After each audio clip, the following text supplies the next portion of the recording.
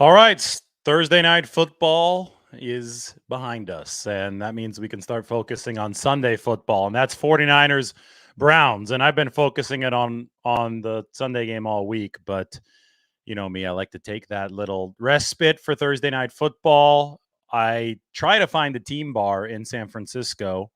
Today I found one. I'm very familiar with the Chiefs bar. It's Buzzworks over in Soma on 11th Street, and I saw the Chiefs beat the Denver Broncos. I did leave a little bit early, so I hope that the Broncos didn't overtake them there at the very end, because that'd be embarrassing. That'd be like, hey, the Chiefs won, talking about the Chiefs. So actually, Denver came back. But last I checked, it was 16-8. Was that the final score? I think it was 16-8. Either way, even if the Chiefs did win, underwhelming effort for the Chiefs. It seems to be happening on a week in, week out basis for Kansas City. I do have to show you the bar, though, before we preview 49ers defense against the Browns offense. Buzzworks in Soma.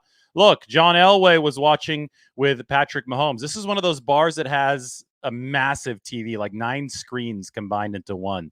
So Mahomes, Elway, watching together at Buzzworks, which has like 50 to 100 beers on tap. I lost count of how many beers they have on tap there. Fun spot for Chiefs games on the busier Chief games. Today wasn't one of those. They open up the upstairs and you could watch that massive TV from the upstairs balcony. But Kansas City, only one loss on the season. It was the season opener against the Detroit Lions. They only managed 16 points against a defense that gave up 70 against Miami, and this was on a Thursday night too. Normally on Thursday nights you get a little bit of a banged up defense because they're a little bit bruised from the Sunday before, but also you can have a defense. The flip side of the coin could be true. You could have that defense throw some complicated looks at the opposing offense that the offense hasn't really had time to practice for. We actually saw a little bit of that dynamic when the New York Giants played the 49ers. They blitzed 85% of the time. That was an NFL record, at least as far as NFL Next Gen Stats has been tracking it. And the 49ers weren't ready to combat that blitz rate early on. Then they figured it out. Then they threw a bunch of screen passes. Then Brock Purdy figured it out beyond the screen passes in the second half, and the 49ers dropped 30 on the Giants. So Thursday games can be weird. Regardless of that, Kansas City, a lot of the Kansas City fans in their bar, Buzzworks over there on 11th Street, when Harrison Butker made that field goal at the end, and I guess it wasn't 16-8, it was 19-8, right? Because he made a field goal to move the Chiefs ahead by 11 points. When Butker did make that field goal, a lot of the Kansas City fans, one of them specifically said, there it is, another underwhelming win. So Chiefs fans are underwhelmed. I know that some 49ers fans in social media are underwhelmed by 3 possession wins on their team's part. Well, just look at what could be. Look at this. It was a 2 possession win for Kansas City, but it was relatively close until the very end. Chiefs fans are not enthused. 49ers fans, meanwhile, well, I think they can be enthused about this football team because they keep on winning by multiple possessions. And we're talking 42-10 against the Dallas Cowboys to move to 5-0 overall. Now they have the Browns. And this matchup against the Browns is interesting because the headlining part of it came yesterday in terms of my preview. I talked about the 49ers offense against the number 1 Browns defense. Well, today we're talking about the 49ers defense against the Browns offense. So you have it here. The 49ers on the x-axis offensively are way to the right. Cleveland on the y-axis defensively is way to the top. So that's going to be a good matchup. But the flip side of this matchup, I don't think is going to be as compelling, because Cleveland is way over here with their helmet because their offense is only better than a couple other offenses in the league. And if you look at EPA per play, their offense is ranked number 30th in the league. DVOA says number 26. Either way, it's not good. Cleveland's offense is preventing them from being a respectable team. That's what this should tell you right now. Cleveland's offense is way over here, miring them down into 1, 2, 3, 4, 5, into the 5th or the 6th tier. So the 49ers defense, meanwhile, hasn't been awesome yet. It's against Dallas, it was really damn good. But on the aggregate, it hasn't been awesome yet. they're still behind a few teams. I think DVOA has the 49ers ranked around number 5. Well, that's a whole lot better than where the Browns are offensively. So it's the number 5 defense against the number 26 offense in this game. So we'll see what happens. Josina Anderson today reported that Deshaun Watson won't play. He hasn't practiced on Wednesday or Thursday, so we'll see what happens on Friday. No official definitive ruling yet from the Cleveland Browns regarding Deshaun Watson's availability. If he doesn't play, it's been reported that P.J. Walker will start in his place. Dorian Thompson-Robinson, the rookie out of UCLA, he started the most recent game in place of Deshaun Watson, who has the shoulder injury, and he threw 3 interceptions. It was a 28-3 loss to the Baltimore Ravens. They said, okay, that rookie's not quite ready yet. Why don't we go ahead and try the veteran? It's a 3-year veteran in the NFL. P.J. Walker played against the 49ers for Carolina in garbage time last year. Went 5 of 6, but that doesn't mean anything. The 49ers were blowing them out in that football game. So regardless of who plays quarterback for the Browns, this speaks volumes. These guys have not been good offensively. Even if Watson somehow plays in this game on Sunday, he's been shaky at best. His most recent game might have been his best outing, but still, it hasn't been good for the Cleveland Browns. They haven't been able to execute the bread and butter plays with any sort of consistency. And on top of that, they don't have Nick Chubb either in this game. He was lost for the season in week 2 with a very serious knee injury. And we know that a lot of this offense runs through Nick Chubb, who's one of the best running backs in the National Football League. So no Nick Chubb. Probably no Deshaun Watson. We'll see how that finalizes itself, but there's already been one report of him not expected to play, and Cleveland is bad to begin with on this side of the ball. I will say that the Browns still have some good players, but they just don't have a good offense. Speaking of the good players, well, we can take a look at Cleveland's depth chart right here. Put it up on the screen for you. This is what it looks like for the Browns. Oops. There you go. Speaking of some good players, they have Amari Cooper at wide receiver. They have Elijah Moore, who they really like. We'll talk about his versatility in a little bit. He's a slot receiver, but can also line up in the backfield. They have, I think, 3 solid interior linemen in left guard, Joel Bitonio, Ethan Pocic, who's been hurt, and then Wyatt Teller at the right guard position. David Njoku is a good tight end. And their defense is obviously stocked with a lot of good players, but we talked about that in another video. So offensively, good interior line, some decent pieces on the outside. Jerome Ford is the leading running back for the Cleveland Browns. About that solid interior O-line, well, Cleveland, remember a couple of years ago when they absolutely demolished Pittsburgh in the playoffs? That went back down to Cleveland's offensive line, which they built from the ground up. They did a really good job with it. Some pieces of that line are still there. Ethan Pocic wasn't there back then, but Joel Bitonio has been with Cleveland for a while. Wyatt Teller has been with Cleveland for a while. They've had to replace the tackles, though, over time. DeJuan Jones is a monster, literally, physically out of Ohio State, 370-pound guy. He's a massive right tackle. But Jedrick Willis, who is the left tackle, has really, really struggled, given up 18 pressures already this season for Cleveland. So within the context of them facing the 49ers, I think, DeJuan Jones is a rookie. He's been solid. He hasn't been terrible in pass action. He's been better than Jedrick Willis on the left side. Nick Bosa lines up on both sides. He tries to be ambidextrous when it comes to rushing the passers. So expect Nick Bosa to see what he can do on the left side against Jedrick Willis, and then expect him to see what he can do against his fellow Ohio State guy, DeJuan Jones, on the right side. He's a big body to move around, but he doesn't have the best mobility because he is 370-plus pounds, right? DeJuan Jones on the right side. So I know that Kevin Stefanski, the Browns coach, has still been trying to run some wide zone stuff. He's kind of from the same tree as Kyle Shanahan. The problem is that they now have a tackle who literally weighs 374 pounds on the right side, and it's not as easy to move out in space at that weight. But it is easier to pass protect because you're harder to get around.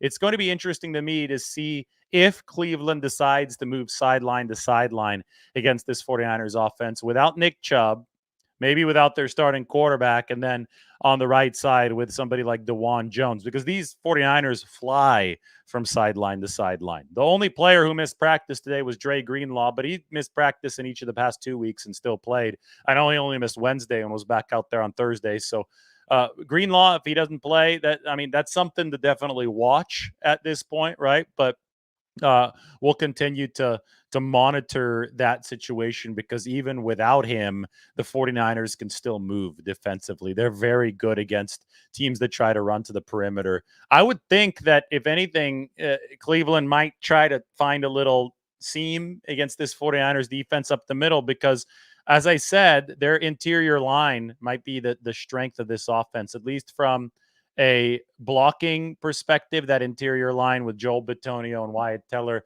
those two guards, I'd be curious to see what they can do against the 49ers in the run game, because it's really hard to have a speed advantage against this 49ers defense. Obviously, I mean, the key against the 49ers is the key that you have against any really solid defense, and that's keep that defense off balance, right? You keep it off balance with a run pass split, try to establish efficiency in both facets of the game.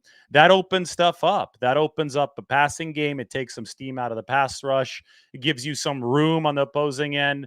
You might have some space for Yak. I mean, that's how the 49ers have struggled defensively in the very few times that they've struggled in recent memory. So Cleveland will do their best to keep them off balance, but executing that with potentially P.J. Walker under center, executing that with offensive tackles who, at least on the left side, and Jedrick Willis have been sketchy, is going to be a challenge. And there's a reason that the 49ers are favored on the road in this game.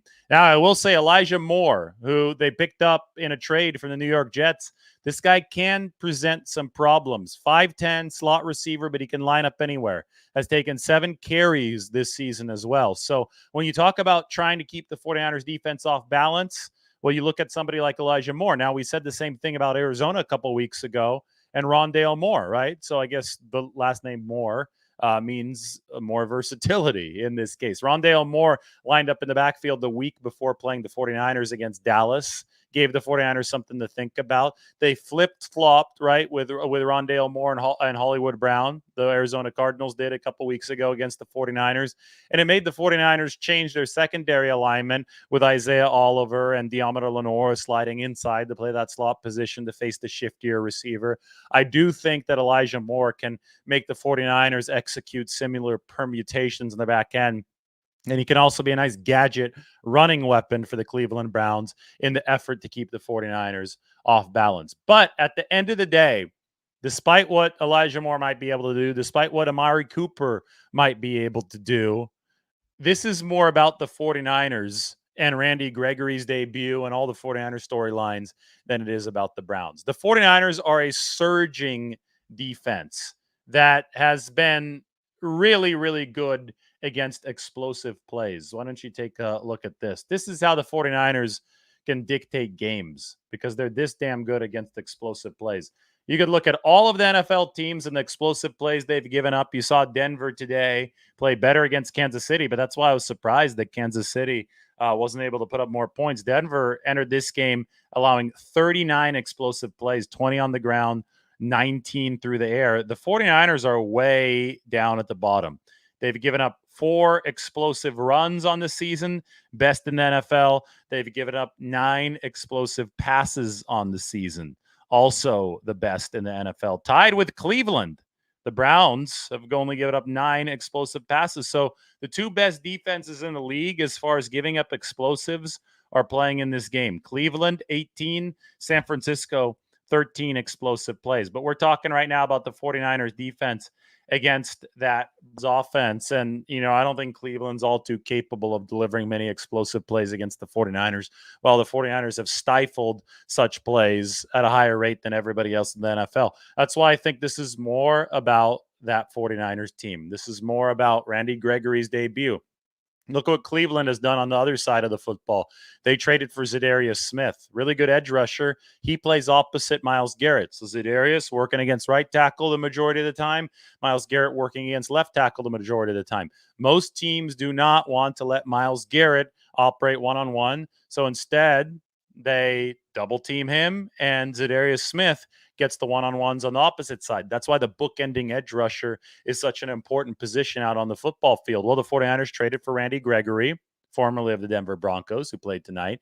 Randy Gregory, if he plays in this game, I think he will. But if he plays in this game, look for him to get some one-on-ones opposite Nick Bosa, because Bosa's been double and triple team more than any edge rusher in football, even more than Myles Garrett. So this is how the 49ers defense operates, right? They know Bosa's going to get a lot of attention. He's the top graded defensive player in football. He's right up there with Myles Garrett as far as true star power at the edge rusher positions. And when Bosa gets a lot of attention, the opposite side is going to have an opportunity. Well, this is our first chance, theoretically, to see Randy Gregory in a 49ers uniform. So I can't wait to see it. And he's going to be over there on that right side, potentially working against the very, very big-bodied DeJuan Jones. But again, more about the 49ers defense than it is about this Cleveland offense. You can take a look at this roster one more time. This is the depth chart up there on Our Lads. That's a cool depth chart site. I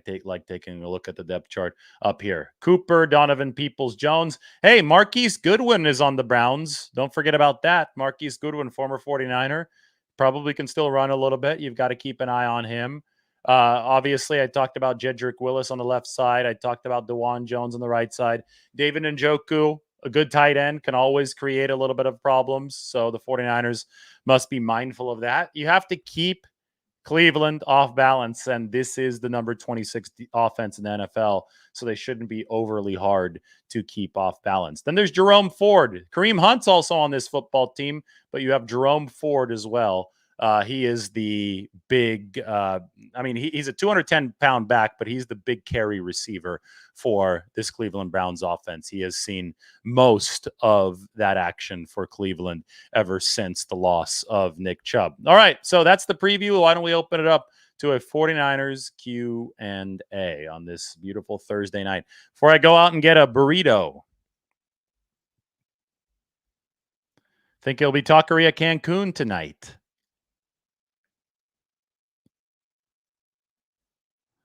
Low blitz rate. That's right. The 49ers do have a low blitz rate. Oh, you're talking about Purdy. You're talking about the other side of the ball. I'm not talking about the side of that ball. Andrew H. says that P.J. Walker isn't an NFL player. Well, technically, he is an NFL player, but I see what you're getting at. He's a practice squatter, and they're going to call him up for this football game. And, it's really the third option for Cleveland this year, if that's where they end up going. So the 49ers should have an opportunity there.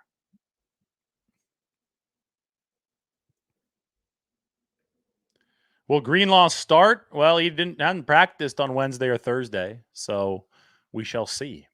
Wait and see for Dre Greenlaw. That definitely is something that we do not know for sure right now.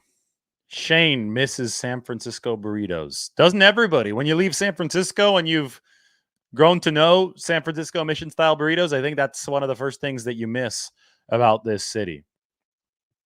Will Shanahan push to 30 and keep the streak going? Well, again, that relates to the other side of the football. We talked about it the other day, and my prediction's not going to come out until Saturday. Tomorrow I answer, will the 49ers win? Saturday, I give you the score prediction.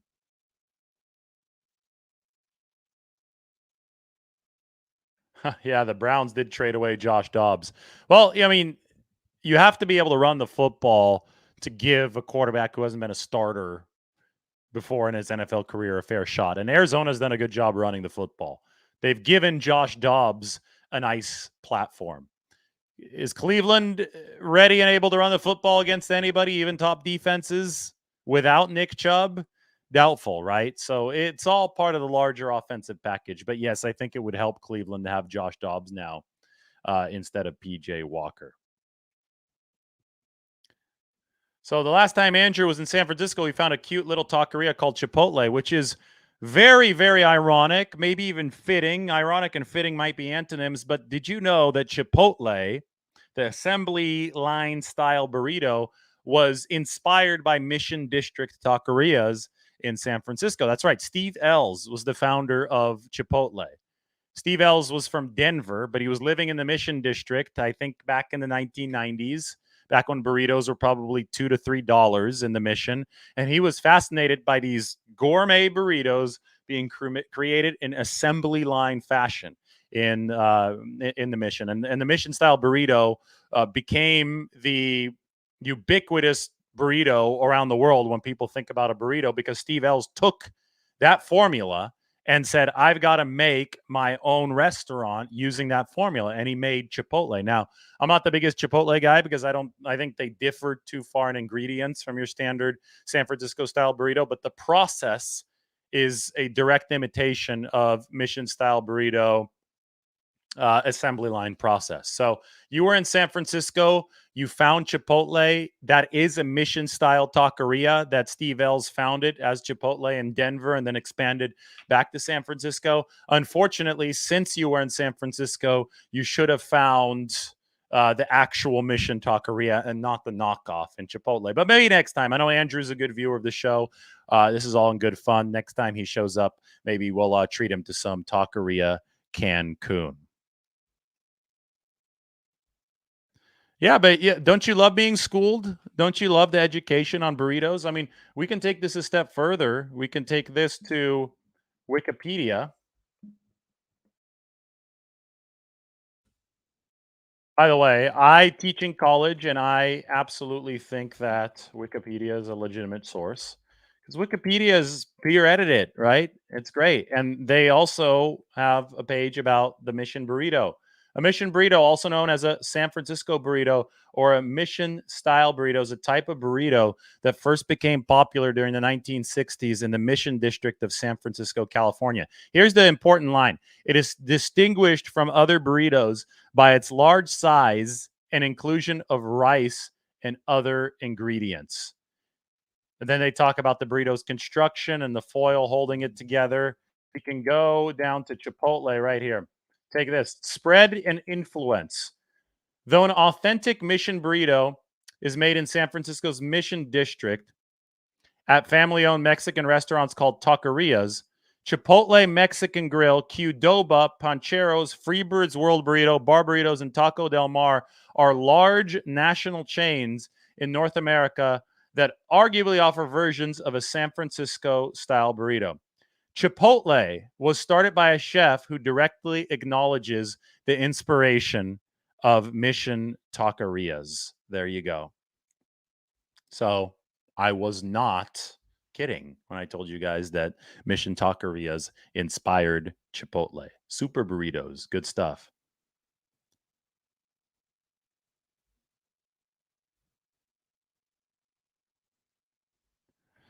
GR Gracie, is it safe to say on offense, the more studs, the more you spread the defense, the less contact, the less chance of injuries? No, there's always going to be contact. I think that injuries, I mean, you've got to be conditioned, you've got to play on natural grass to lower your chances, and you have to have some luck. Good teams can get injured as well. I think you could probably win the injury battles if you're bigger and stronger than the other team, but everybody in the NFL is about equally big and strong. So I do not think that line of logic checks out. But it's a good question. It's a fair question.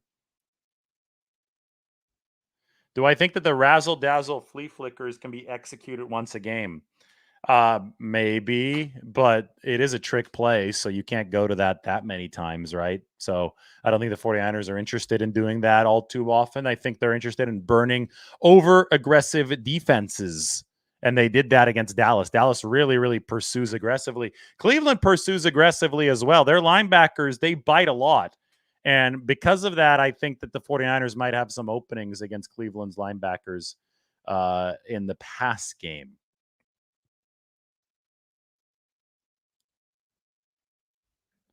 Somebody talking about a California burrito. So California burritos in San Diego are descendants of mission-style San Francisco burritos. Surfers in San Diego, they needed their carbs in the morning, so they said, hey, let's add fries into the burrito. So that's what a California burrito is. It is a lot like a mission-style burrito, maybe with rice and beans left out, but they definitely add fries into those California burritos. Hell yeah, I state the facts about the Bay, whether it be about the 49ers or burritos. We got to cover all the facts on this show. Brunch in San Francisco on Sunday. Recommendations for a great spot that will have the Niner game on display. If the Eagles aren't playing at 10 a.m., Kezar Pub is awesome. The reason I say if the Eagles aren't playing is that Eagles fans like to take over Kezar Pub. That's one of their bars in San Francisco. I don't know what time Philadelphia plays, but if they're not playing at the same time as the 49ers, definitely go and check out Kezar Pub. You can also eat some food somewhere and then go to a place like La Rocca's Corner in North Beach. That'd be really fun to check out the game. I would recommend to not go to our bar on Polk and Sutter, I believe, or close to Polk and Sutter there, Lower Knob Hills, what they call it, the Polk Gulch, because that's the Browns bar. The Browns bar is our bar. So check to see when Philadelphia is playing. Who are they even playing this week? And if Philadelphia is not playing, I think Kezar Pub would be my big time recommendation.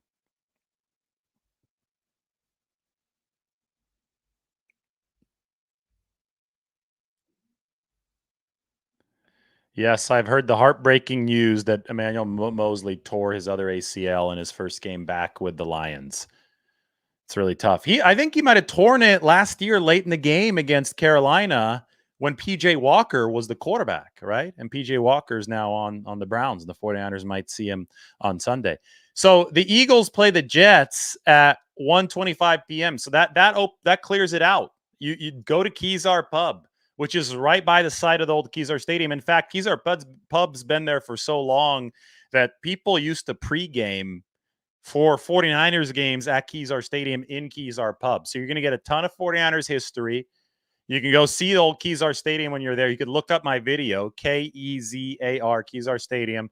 I previewed the Cowboys game last season with a video from Kezar. You could check that out. You can go check out Kezar Pub. It's going to have the sound on. It's going to have some 49ers fans in it. I think it's a great quintessential San Francisco spot to watch the game.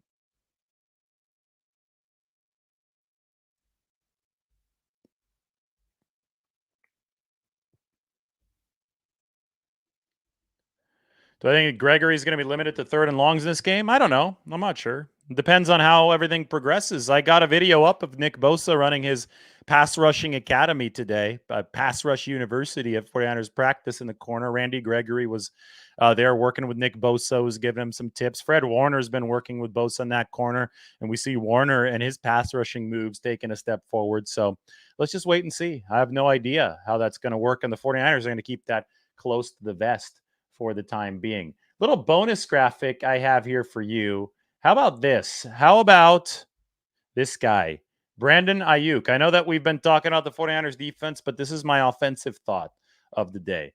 Brandon Aiyuk has been awesome this year. Well, how awesome? Well, it's time to start talking about him as an A-list receiver. On the x-axis, you have raw PFF separation grade, so just the grade of every receiver separating, so you want to be further to the right there. And then on the vertical axis, the Y, you have the raw PFF catch point and yak grade. So yards after the catch, Y-axis, separation before the catch, X-axis. You want to be further to the right and further up. Deebo Samuel's in a good spot. He's in the upper right quadrant. There's still a lot of players around Deebo Samuel. Look where Brandon Aiyuk is. Upper right. Way up here. Even better than Tyreek Hill. So Brandon Aiyuk has been elite this season for the 49ers. It's going to be time to pay him this next offseason. Remember the litmus test for paying Aiyuk? It was going to be, can this guy become an A-lister? Like tried, true, signed, sealed, delivered A-lister. I think the answer has been yes. All right, we've gone, 29, 30 minutes? That's about what this was meant to be. So we'll talk to everybody soon. 49ers facing that Browns offense that hasn't been good. Prediction coming tomorrow, much more coverage coming tomorrow.